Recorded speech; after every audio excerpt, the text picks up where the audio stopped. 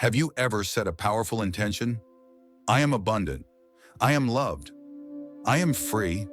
And instead of feeling powerful, you suddenly felt resistance, doubt, fear, or even emptiness, like nothing was happening at all.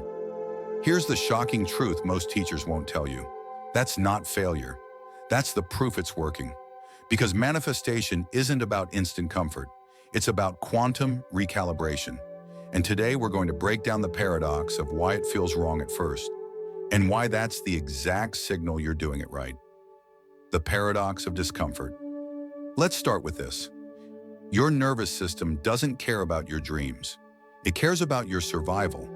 If you've spent years identifying as someone who struggles, who hustles, who doubts, then the moment you declare, I am abundant, your nervous system interprets that as danger.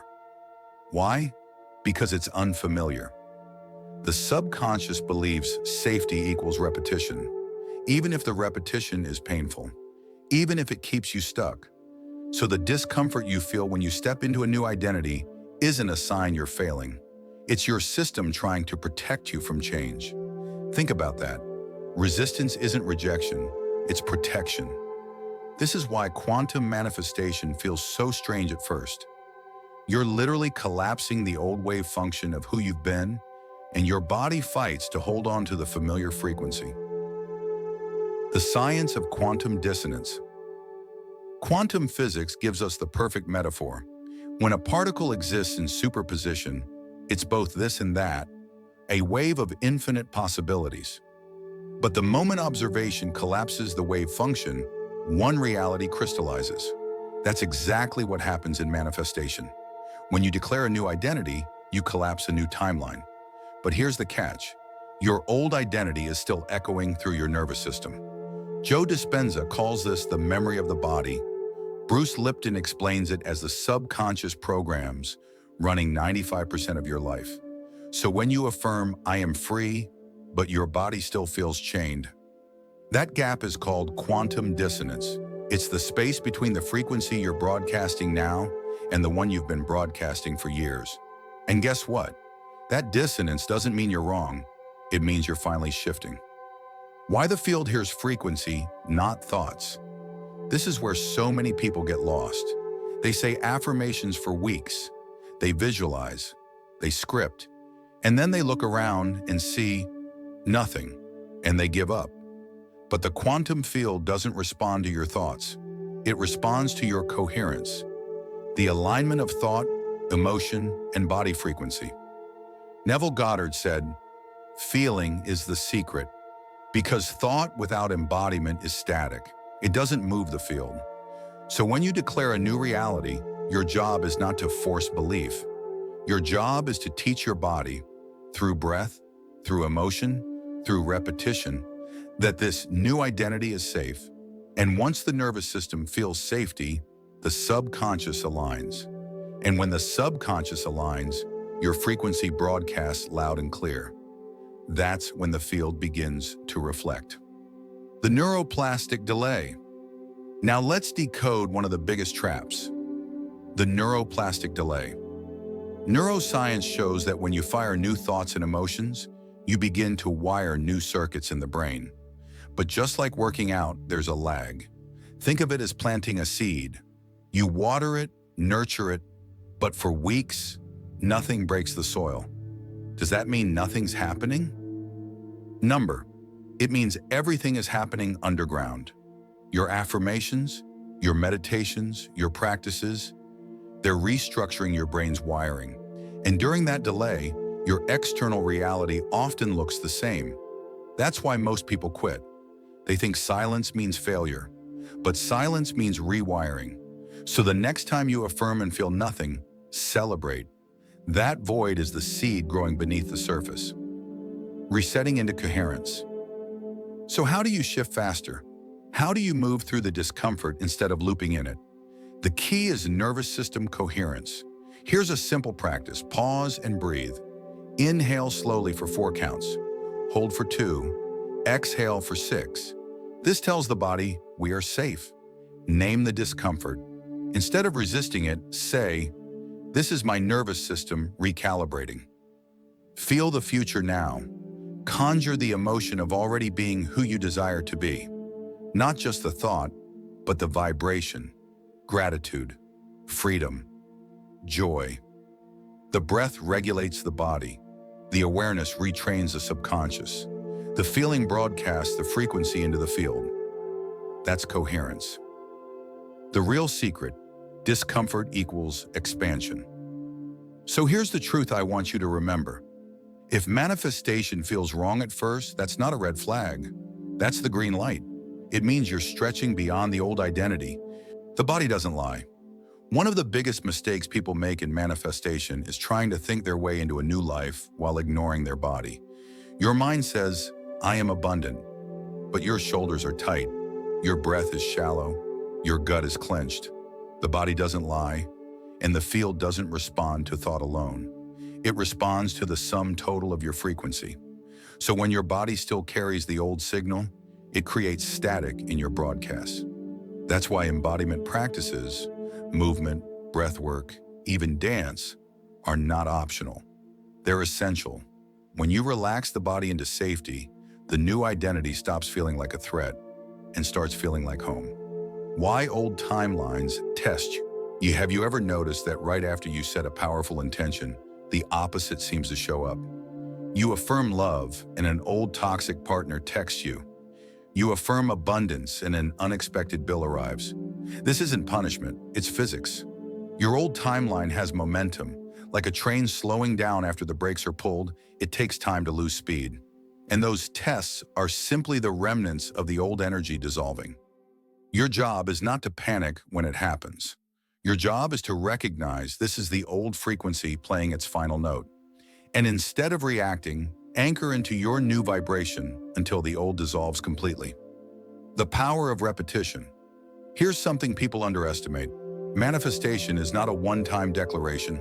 It's a repeated transmission. Just like lifting a dumbbell once won't build muscle, affirming abundance once won't rewire your subconscious. The nervous system learns through repetition. Every time you practice coherence, every time you breathe into safety, every time you embody your future self, you strengthen the neural pathways that make this identity automatic. This is why people who seem to magnetize everything are not lucky. They are consistent. They have rehearsed their future until it feels natural. Collapse before breakthrough. Now let's talk about something crucial, the collapse phase. Many people quit manifestation right before their breakthrough because things feel like they're falling apart. But this collapse isn't failure, it's a purge. Imagine renovating a house. Before the new design can appear, the old walls must be torn down. The dust, the noise, the mess. That's what makes space for beauty. In the same way, when old beliefs, relationships, or habits crumble, it's not proof you're blocked. It's proof you're clearing the space for alignment. The collapse is the sign that the old frequency is finally releasing, making the new reality safe. Here's the secret most people miss. Your subconscious doesn't care if you want something. It cares if it's safe. That's why when you visualize freedom, part of you still panics. Freedom means unknown. The unknown feels unsafe, so your task isn't just to desire abundance, love, or health. Your task is to teach your nervous system. This is safe. This is familiar. This is home. How do you do that? By imagining the details of your new life until they feel normal. By practicing gratitude in advance, tricking the body into believing it's already here. By surrounding yourself with environments and people who match your future vibration, the more safe the new identity feels, the faster the field reflects it back. Shifting from force to flow. Here's the irony of manifestation. The more you try to force it, the slower it comes. Because force equals fear.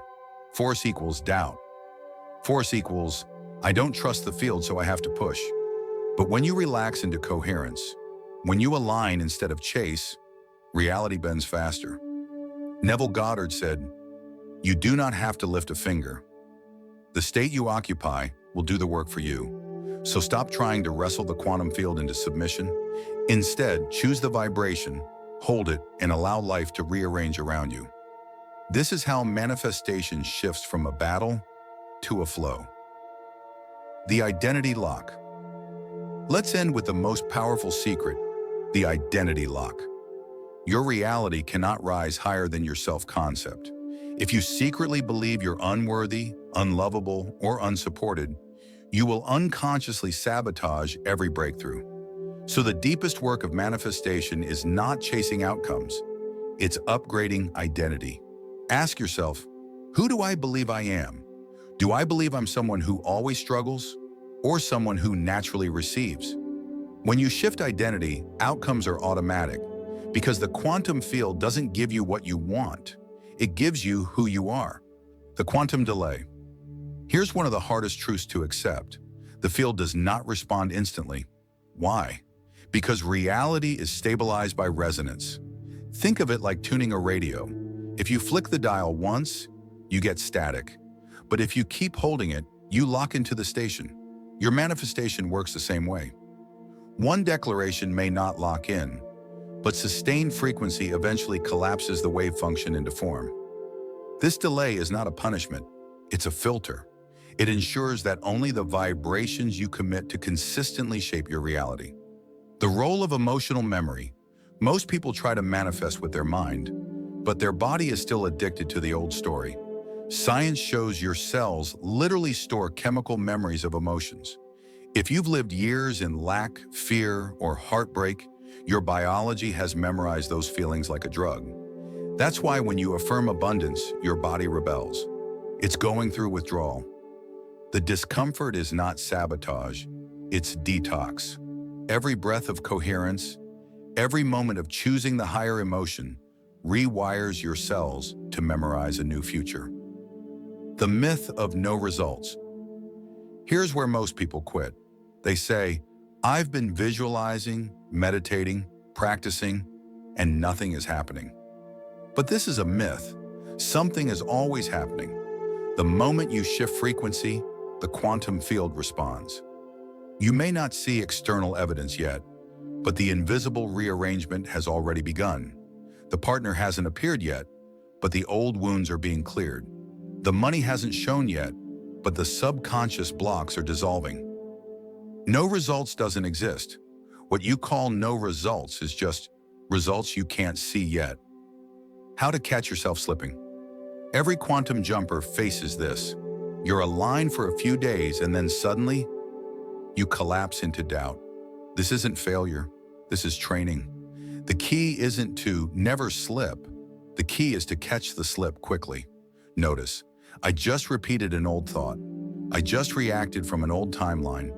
And then breathe, reset, step back into the new identity. Think of it like a muscle. The faster you catch the slip, the stronger the identity lock becomes. Over time, slipping becomes less frequent and alignment becomes natural. Becoming a frequency match. Let's end with the essence of it all. Manifestation is not about chasing outcomes. It's about becoming a frequency match. Money doesn't come because you want it. It comes because you've become someone whose frequency says, wealth is natural here. Love doesn't appear because you beg for it. It appears because your frequency says, I am love and love surrounds me. The universe isn't personal, it's vibrational. And the moment you align your energy with the outcome you desire, the field has no choice but to mirror it. You don't manifest what you want, you manifest what you are. So here you are, having walked through the science, the spirit, the discomfort, the paradox, and the breakthroughs of quantum manifestation. If there's one truth I want you to carry from this transmission, it's this. Discomfort is not failure. Resistance is not proof you're blocked. The shaking, the unease, the doubt, these are the birth pangs of a new reality breaking through. You are not broken. You are not behind. You are not waiting for some distant miracle to arrive. Right now, as you listen, your field is rearranging. The quantum reality of your future self, abundant, healed, free, loved, is already here. It's not a matter of if, it's a matter of alignment. Every breath you take is a choice. Every thought you stabilize into coherence is a key. Every trigger you meet with awareness instead of war is another leap into your higher timeline. And yes, there will be moments where it feels wrong, where your nervous system wants to snap back to the old familiar, where your subconscious whispers, "This isn't safe. Stay small." But in those moments, I want you to remember this. That voice isn't here to stop you. It's here to ask you, are we safe to expand now? Can we hold this new frequency long enough for it to become our home?